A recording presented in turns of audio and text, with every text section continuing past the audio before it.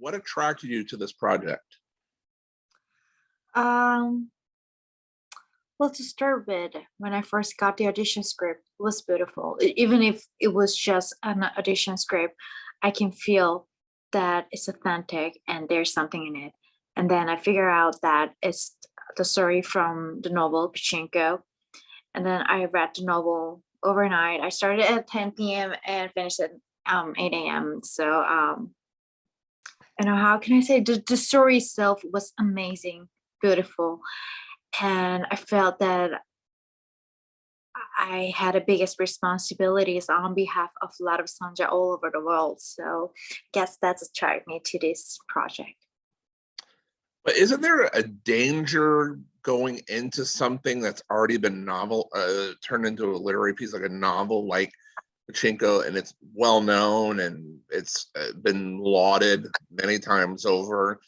Now you're jumping into this type of project.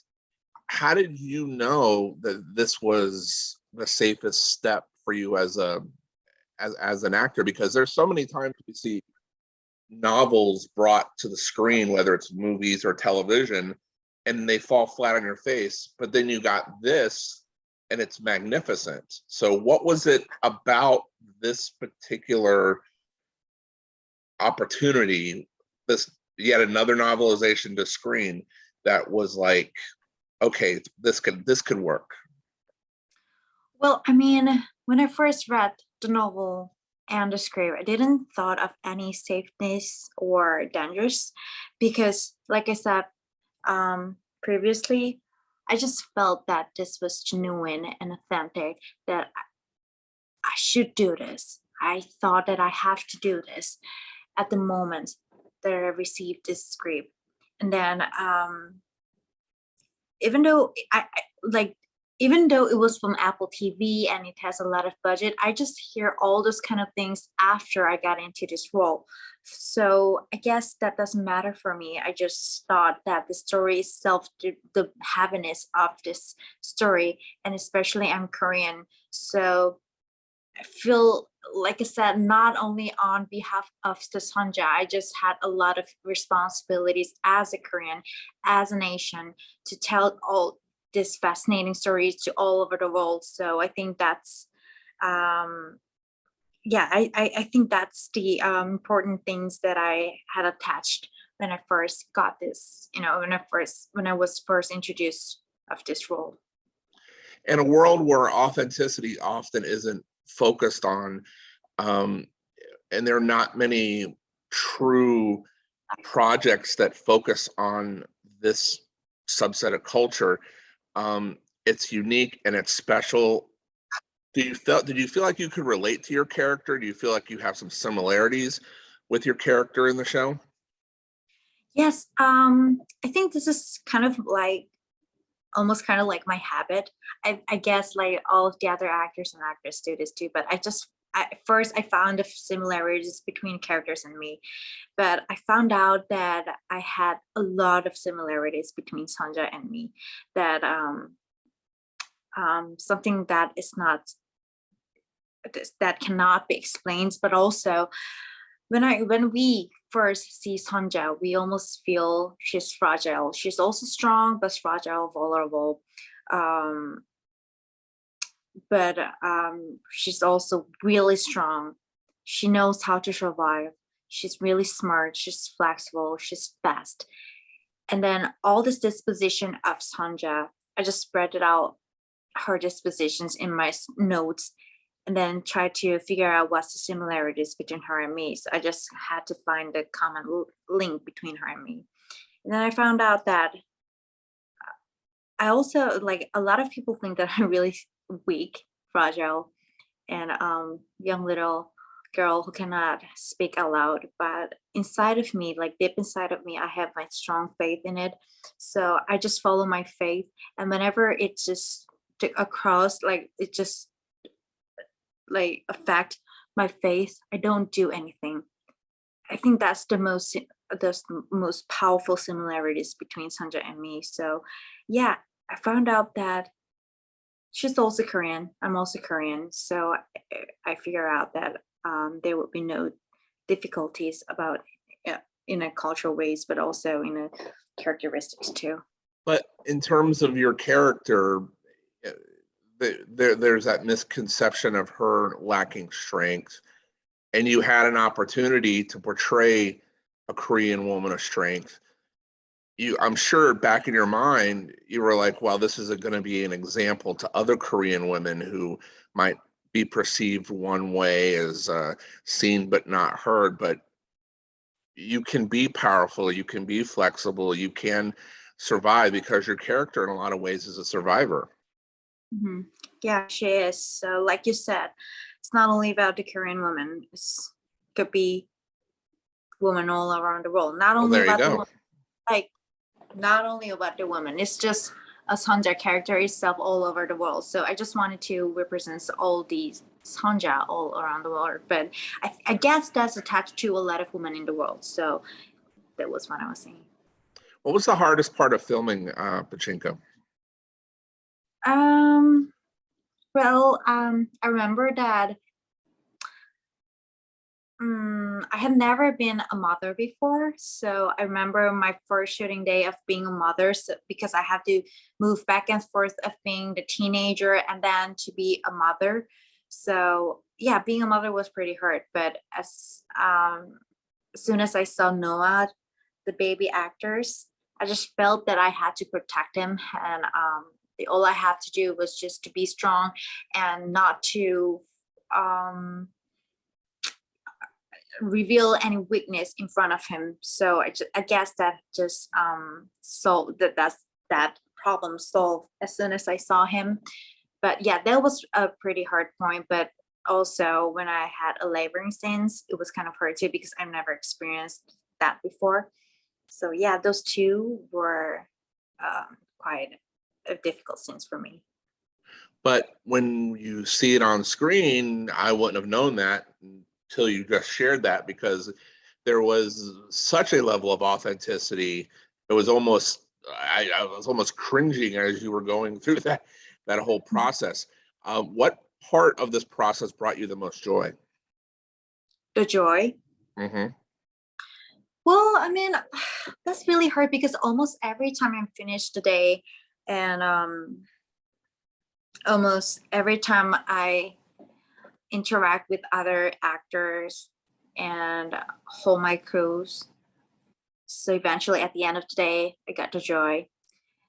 But especially, I remember when I had a scenes with the boarding house, like even like before the whole this tragedy happens to Sunja, when Sunja was just doing the chores with her mothers and the sisters in the boarding house. It was pretty fun. It was pretty light compared to the other scenes. So yeah, it was good. Did you feel drained filming a lot of these scenes? Because there are certainly emotional beats in this story that are different levels of horrific. I don't know what other word to come up with in that moment, because they're just tragic, horrific, whatever you want to call it. I mean, I would have to imagine having the burden of portraying those particular moments were draining to think about, not only put on screen, that you had to leave almost exhausted after filming those moments. Yeah, it was pretty intense and emotional, but still, it's kind of my job to just concentrate on this moment. And then after that, it's just not the day for that scene, so I have to move on. So after I finish the scenes, which is really intense, I just have to trash all the emotions that should be held in that scene. So I just whenever that's so much intense and emotional scenes finish, I try to just let them go and then move on to the other scenes, and or move on to my normal life. So it was not that hard or exhausted, but whenever I had to cry so hard, it's kind of exhausted, like, physically, but mentally, it was not that hard. And almost a lot of people helped me to get out of that scenes every time I was just well in it. You made an allusion to a notebook, or you talked about a notebook, I should say. Um, did those notes that you took as you were going through the process help you get into certain headspaces while filming? I would imagine, especially in certain scenes, having those type of notes and that sort of thought going into these particular emotional beats had to have helped you. Um, you mean the notes that I write down while I was preparing for a Yeah, character, yeah, right? yeah, absolutely. Yeah, I mean, I think it helped me almost every day, because the notes that I used to write on is that every time I read the script or novel, I just write down everything that I felt or thought. So it helped me to attach to the character. So whenever I was on the set and doing the scenes and doing like spitting out all the lines, I just had to concentrate on those things that I had felt before, that I had felt, I thought at that moment, and which is also compared to myself and Sunja. So yeah, it helped me a lot, because whenever it just out of the control, or when I'm just out of focus, I have to get back on my notes and to focus on that. So which means it was just almost everything for me. But I'm just amazed that you're able to look at a few notes, a few words, whatever you, and you're able to just get yourself into that headspace. I have to imagine that you had, it was almost like when you took these notes, that's the best way to put it. It was almost like you're giving yourself an instructional guide on how to get through that particular moment. Because even if I took notes on a particular script and I wrote um, emotionally shattered, I don't think I could get myself there as easily as say you could. So I guess where I'm going with this is, how can you write something down that says like emotionally shattered or devastated or elated, and immediately take that and transition that to where you could get into that headspace? That I mean, that's amazing that you can do that. How are you able to make that switch? Well, I guess it's not only about the character, but I was just trying my best to engross in the moment, in that situation. I was just trying to think about that situation, like what Sanjay is like facing. For example, when he first telling her mother that like she's actually pregnant, I just had to imagine all the things and just engross in that moment. I had to be in that moment, just me and Sunja be in that moment, and compared what would I do and what would Sunja do, and I compared those kind of things and mix it, and then just put it into the situation itself. So I don't know, I just have my moments to focus on that, and then when I feel like I'm clicked to the situation, and then I just focus on the emotions. But when I am focused on the emotional wise, I don't do anything. I just want to be honest and just let them out, let it just out. When I really want to cry, I cry. When I don't want to cry, I don't cry. When I don't want to yell at someone else, I yell at someone else. I just try to be honest and just try to be in that moment, be present, and try not to hear anything. That was what I was trying to do. Do you ever watch yourself on screen, specifically this project, Pachinko, and not recognize who that is on screen, that you're so detached from who you are and are in that moment, and you're like, my God, who is that? Does that occur to you After sometimes? think release, Um, or yeah, just when you've watched a playback, when you've watched a particular part of the series, um, have you ever watched yourself back and been like, wow, who is that? Because you're so dialed into that character that it's so different than who you are.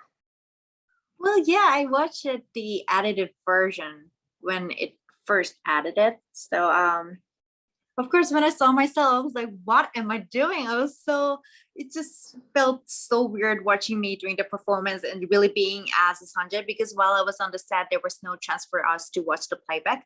But when I watched the editing version, I thought that that is so weird. That is so I kind of freaked out first, but because obviously it's me watching myself, so I cannot be objective. So but after I got used to it, I tried to watch it as a Sonja, not as Minha. So after that, you know, I don't like it. Even now, I don't like me doing the performance, but still, I can now see myself as a Sonja on the screen.